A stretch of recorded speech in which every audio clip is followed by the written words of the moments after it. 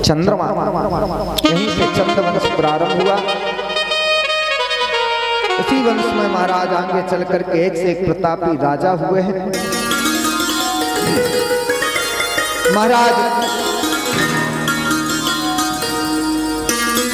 गादी की पुत्री थी सत्यवती, जिनका विवाह ऋषि ऋषि के साथ संपन्न हुआ। उनके बेटा जमदग्नि हुए। जमदग्नि के पुत्र परशुराम के रूप में भगवान ने अवतार ग्रहण किया। बोलो परशुराम भगवान की जय। परशुराम भगवान ने 21 बार क्षत्रियों से यह पृथ्वी विहीन की और ब्राह्मणों को राजा बनाया, लेकिन ब्राह्मण राजा नहीं बने। तब उन्हें श्राप दे दिया कि तुम भिक्षुक ही बने रहो, क्योंकि ब्राह्मण बड़े दयालु होते हैं। इस प्रकार से महाराज इस वंश में एक से एक प्रतापी राजा हुए। इसमें आगे चलकर महाराज ययाति जी हुए। ययाति जी का पुत्र, ययाति जी का विवाह देवयानी की शुक्राचार्य की पुत्री देवयानी से हुआ। और दुष्पर्वा राजा की पुत्री श्रमिष्ठा दासी बनकर के आई, तो देवयानी के गर्भ से यदु और तुर्वसु पुत्र हुए और श्रमिष्ठा से दुहु चान तथा पुरु हुए। इन्हीं पुरुरवा से पुरुवंश और पुरुवंश चला। और यदु जी महाराज के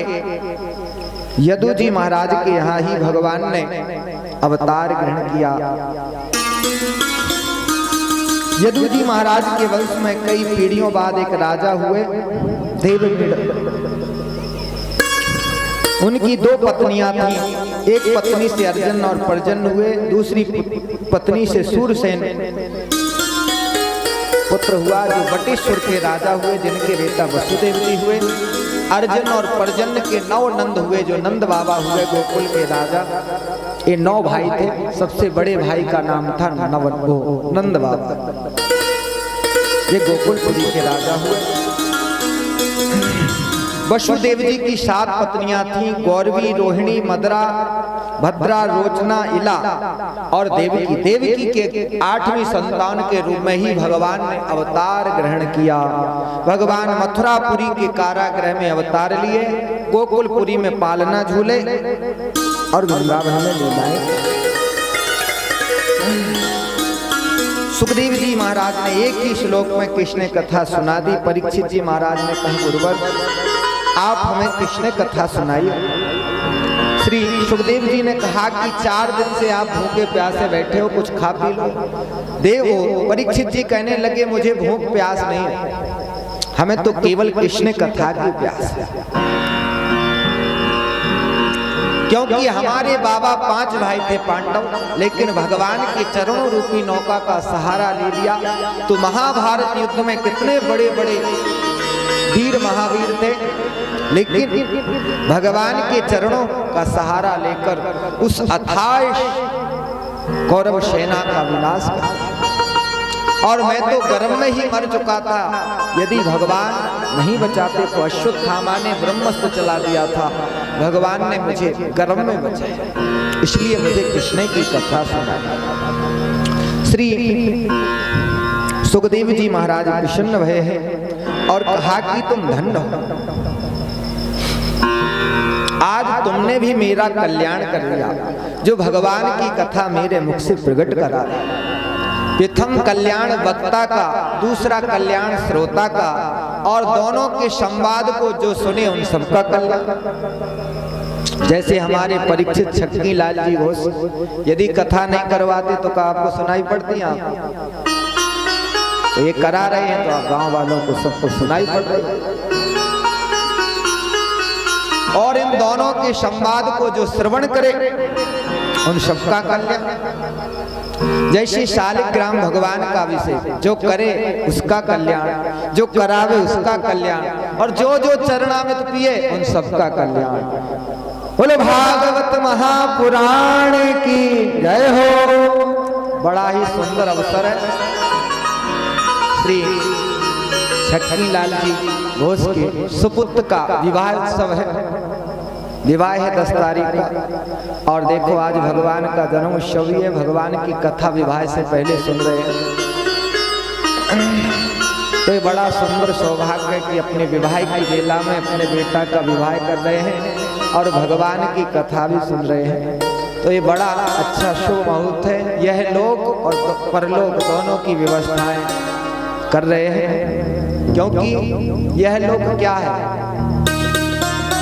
जो गृहस्थ कार्य है, बेटी का विवाह, बेटा का विवाह, गृहस्थ कार्य।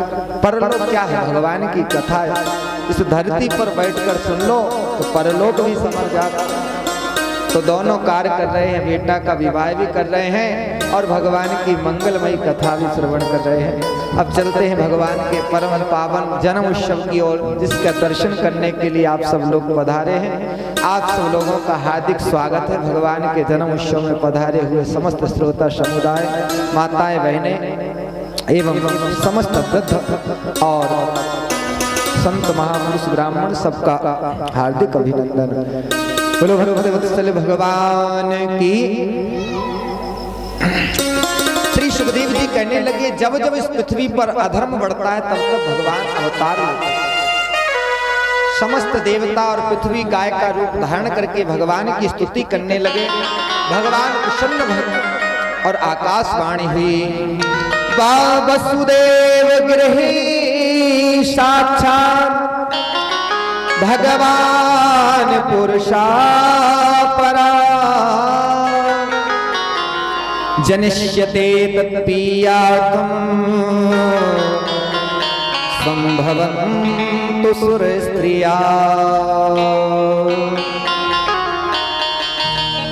आकाशवाणी हुई, वसुदेव के घर में अवतार। वसुदेव जी कहाँ हैं, कारागृह में।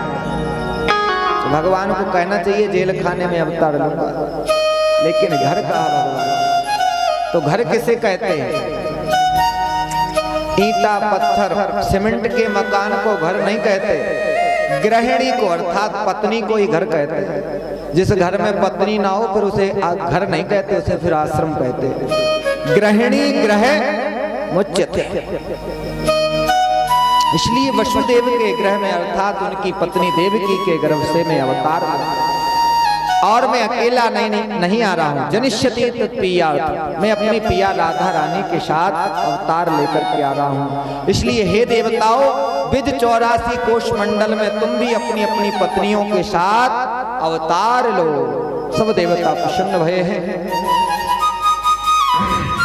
चलते हैं मथुरापुरी। मथुरापुरी के राजा हैं उग्रसेन, बड़े धर्मात्मा हैं। उनकी जब बेटा हुआ कंस, तो ब्राह्मणों ने कहा कि यह महान दुष्ट होगा, तो उसे कांस में बांध करके और यमुना में बहा दिया।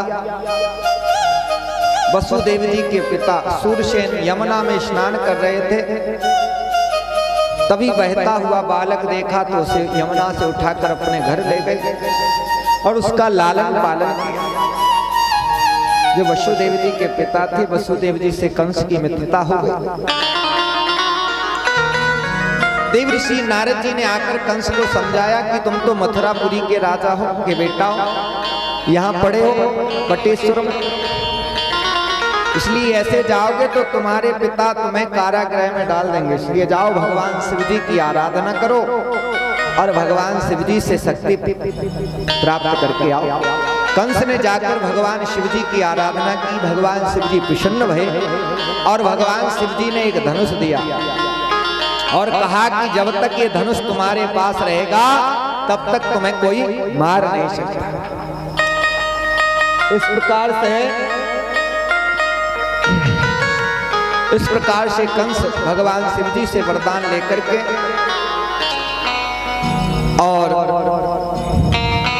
अघासुर, बकासुर, धेनुकासुर, पिलंबासुर आदि राक्षसों को अपना दास बना करके मथुरापुरी आया। मथुरापुरी में जैसे ही आया, ब्राह्मण भयभीत हो गए कंस से। कंस ने अपनी चचेरी बहन जो देवकी थी उसका विवाह वसुदेव जी के साथ कर दिया। बड़े आनंद के साथ विवाह संपन्न हुआ।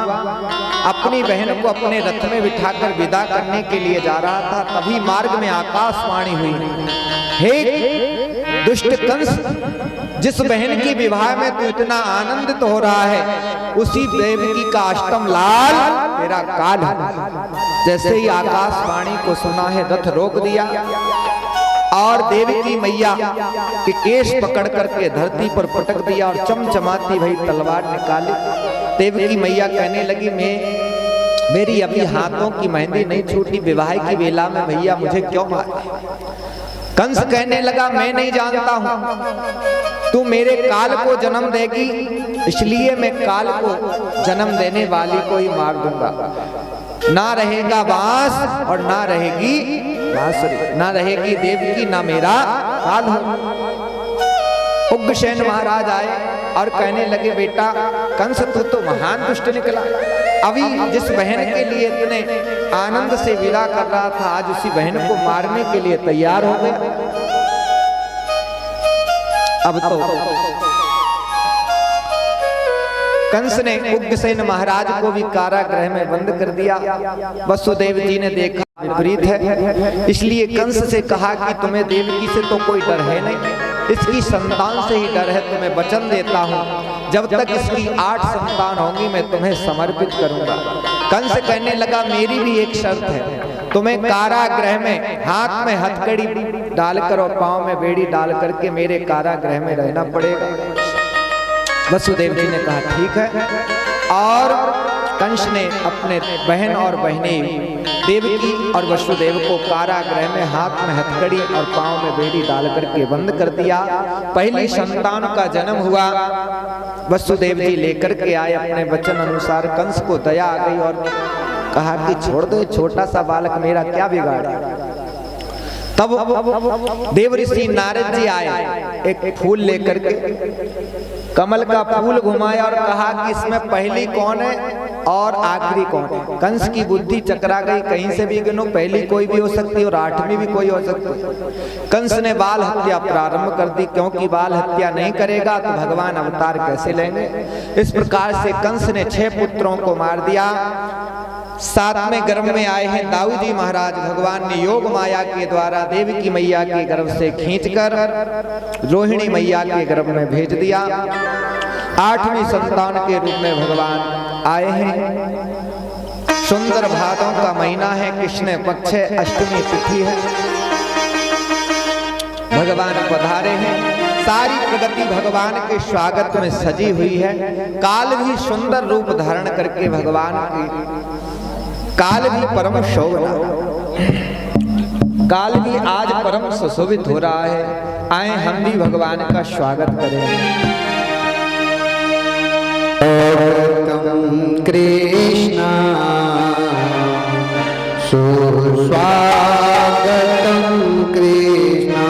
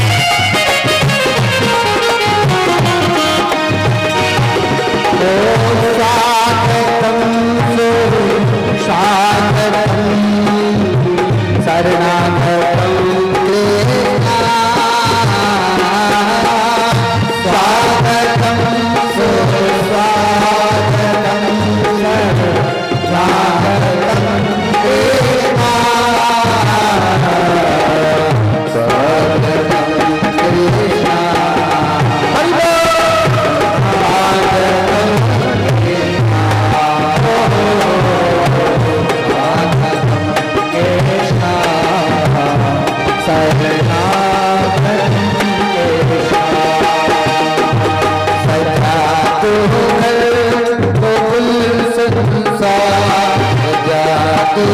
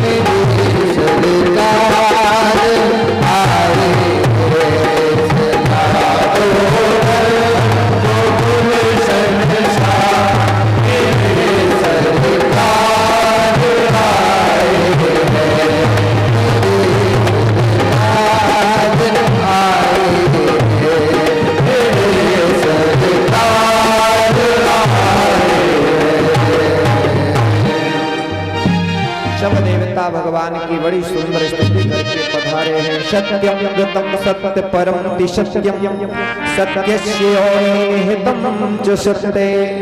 हे सत्यव्रत, हे सत्य की रक्षा करने वाले, हे सत्य को प्रकट करने वाले, हे सत्यनारायण, हम सब देवता आपकी शरण में। देवता लोग भगवान की स्तुति करके चले गए, क्योंकि सारा संसार गर्व की निंदा करता है, लेकिन जब भगवान उस गर्व में पधारे तो गर्व की स्तुति हुई, क्योंकि गर्व बड़ा दुखी रहता था। भगवान ने कहा कि जब हम पधारेंगे गर्व में तो तुम जगत वंदनीय हो जाओगे, इसलिए आज गर्व जगत वंदनीय हो गया। सबने स्तुति की, गर्व की। धीरे धीरे आ रहा है, भादों का महीना है, अष्टमी तिथि है, कृष्ण पक्ष है, दिन बुधवार है। रात्रि के ठीक 12 बजे भगवान जेल खाने में प्रकट हो गए मथुरापुरी में।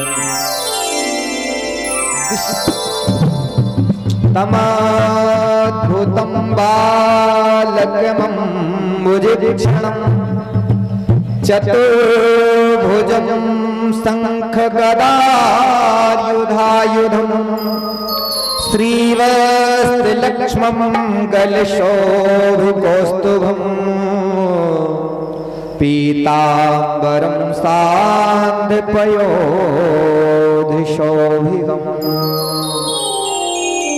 भगवान रात्रि के ठीक 12 बजे कारागृह में चतुर्भुज रूप में प्रकट हो गए। देवी की मैया ने भगवान की बड़ी सुंदर स्तुति की और कहा, प्रभु आपसे बेटा बनकर आने के लिए कहा था। भगवान कहने लगे, माता जी क्या करें, मामा जी जन्म लेते ही मारने के लिए दौड़े आते, इसलिए पूरी व्यवस्था सुरक्षा से आया हूं, हाथ में अस्त्र शस्त्र लेके। देवी की मैया ने कहा कि आप बालक बन जाइए। भगवान ने कहा, यदि हम बालक बन गए तो मामा कंस से तुम्हें हमारी रक्षा करनी पड़ेगी। देवी की मैया ने कहा, ठीक है, हम आपकी रक्षा करेंगे। भगवान ने कहा, तो गोकुल नगरी में यशोदा मैया के यहाँ जिस कन्या ने जन्म लिया है उसको ले आए और मुझे वहां पर छोड़ाए। भगवान देखते ही देखते बालक बन गए। भगवान यहाँ रोए नहीं, रोएंगे तो सब पहरेदार जाग जाएंगे, इसलिए भगवान रोए नहीं, शांति से बैठे लेटे। वसुदेव जी ने एक टोकरी उठाई है, भगवान को बिठाया है, जैसे ही सिर पर रख करके आगे बढ़े हैं, हाथों की हथकड़ी खुल गई, पांव की बेड़ी खुल गई, सारे पहरेदार सो रहे हैं।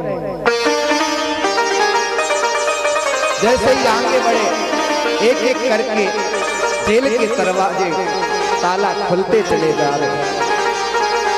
जैसे ही वसुदेव जी निकल करके बाहर आए कारागृह से, मेघों ने देखा कि मेरे घनश्याम पधारे हैं, तो इनके लिए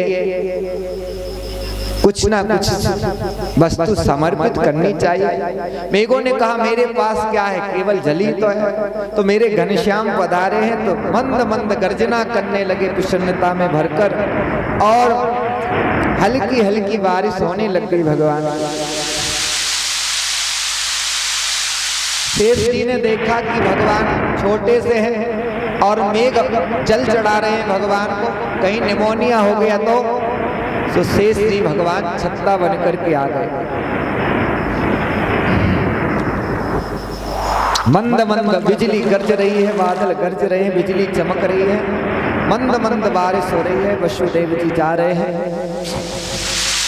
चलते चलते यमुना जी आ गई। यमुना जी ने देखा, मेरे स्वामी मेरे पति देव पधारे हैं, प्रभु का दर्शन करूंगी। यमुना जी में बाढ़ आ गई। बढ़ते बढ़ते यमुना जी वसुदेव जी की गाड़ी तक पहुंच गए।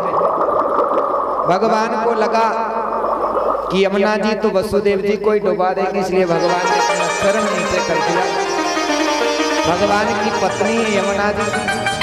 भगवान ने मानो यमुना जी से कहा कि नेक शर्म खा, तुम्हारे ससुर जी हैं वसुदेव, और अपना चरण का प्रहार किया कि नेक शर्म नहीं खा सकती, ससुर जी के सामने चली आ रही है। और भगवान के चरण पखार कर यमुना जी नीचे उतर गए। वसुदेव जी ने गोकुल में पहुंचे हैं। यशोदा मैया सो रही हैं, उनके बगल में एक कन्या लेटी हुई है, उसे उठाया और भगवान को वहां लिटाया और वहां से लेकर जैसे ही आए हैं, एक एक करके कारागृह के दरवाजे और ताला बंद होते चले जा रहे हैं। जैसे ही उस कन्या को ये देवी की मैया की गोद में दिया, वो कन्या बड़े जोर जोर से रोने लग गई। जीवन में जब तक भगवान रहते हैं तब तक जीवन में परम शांति रहती है, और जैसे ही जीवन में माया प्रवेश करती है तो बड़ी अशांति फैलाती है। वह कन्या बड़े जोर जोर से रोने लग गई, इतने जोर से रोई कि सारे पहरेदार जुट गए। बोले 8वां हो गए हो, 8वां हो गए हो। और कंस मारने के लिए दौड़ा, और जैसे उस कन्या को मारने के लिए तैयार हुआ, वह कन्या हाथ से छूटकर आकाश में अष्टभुजी देवी के रूप में प्रकट हो गई। बोलो जगदम्बे महारानी की। और कंस से कहने लगी, अरे दुष्ट कंस, मुझे मारने से क्या होता है? तुझे मारने वाला तो इस ब्रज में अवतार ले चुका है। और अंतर ध्यान, भगवान ने कहा, बहन जी हमने तुम्हें दूध तक नहीं पीने दिया, इसलिए साल में 4 बार नवरात्र आती है, 2 बार गुप्त और 2 बार प्रकट रूप। भगवान ने कहा जो नवरात्राओं में खूब खीर का भोग लगाएंगे देवी मैया को, उसकी समस्त मनोकामनाएं पूर्ण होंगी। बोलो जगदम्बे महारानी की। कंस ने आपत्कालीन सभा बुलाई है। चलते हैं अब गोकुल नगरी में। श्री नंद बाबा के बुढ़ापो आ गयो, लाला को जन्म न भयो, सांडिल मुनि को बुलवायो है, ब्राह्मणों ने अनुष्ठान कियो है, गोपालवंत को जाप कियो है, और ब्राह्मणन ने आशीर्वाद दियो, बाबा हम ब्राह्मणन को आशीर्वाद है कि तेरे घर लाला हो। यशोदा मैया गर्भवती भई हैं। आज यशोदा मैया की जो नंद है, नंदा और सुनंदा, जो 6 महीने से ही अपनी भाभी की सेवा करने के लिए पधारी हैं, आज जैसे ही देखा कि यशोदा मैया तो सो रही हैं और लाला झीनी सी चादर ओढ़ करके सोए। यशोदा मैया को पतो न चली और लाला एक गर्भवती स्त्री कथा सुन के आई, तो वह अपनी सास से बोली कि कथा में मैं सुन के आई हूं कि यशोदा मैया को पतो न चलो और उनको लाला है। तो अपनी सास से बोली कि जब मेरी संतान होगी तो एक काम करियो कि मोए जगा लियो, जैसे मोए पतो चल जाए कि मेरे कैसे लाला हो। सास बोली तेरे तरफ से भगवान थोड़ी होंगे, और मैं तुझे क्या जगाऊंगी, तू ही सारे मोहल्ले को अपने आप जगा देगी।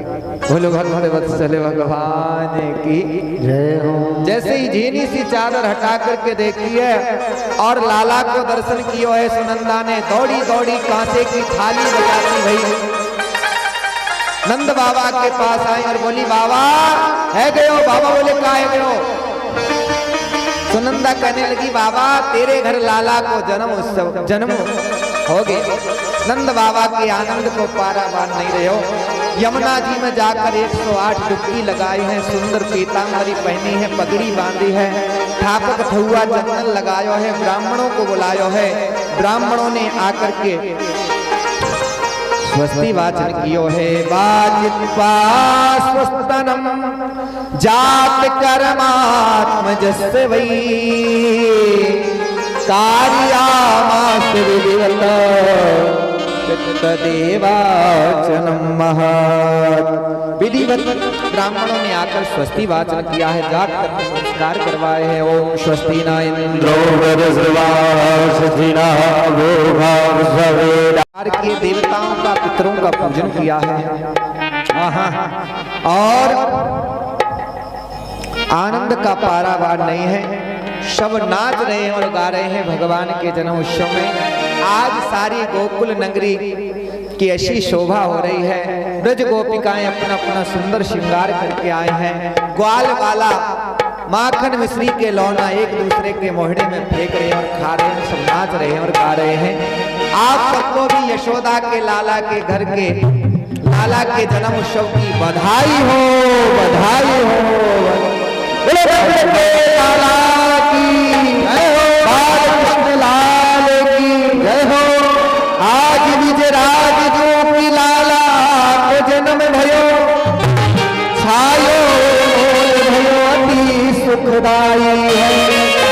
नाचे सुर किन्नरी और अवसरा और चाहे हरी बाजत मृदंग झांझ ढोल भी सवारी है। बाल कृष्ण लाल के दर्शन को पाए गाई गीत सुनदाई विद्यामत लुटाई है।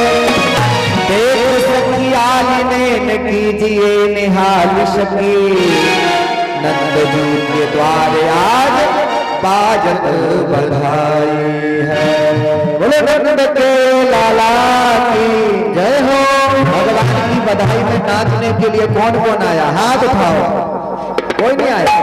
अरे भगवान के जन्म उत्सव में आयो, हाथ तो उठाई दो। बोले नंद के लाला की जय हो। महाराज वो ये सोच रहे कि कहीं ऐसा नहीं हम भगवान की बधाई में नाचें और हमारी जेब में से 100 का नोट निकल के थाली में चढ़ जाए। अरे बधाई हो बधाई हो बधाई हो बधाई हो बधाई हो।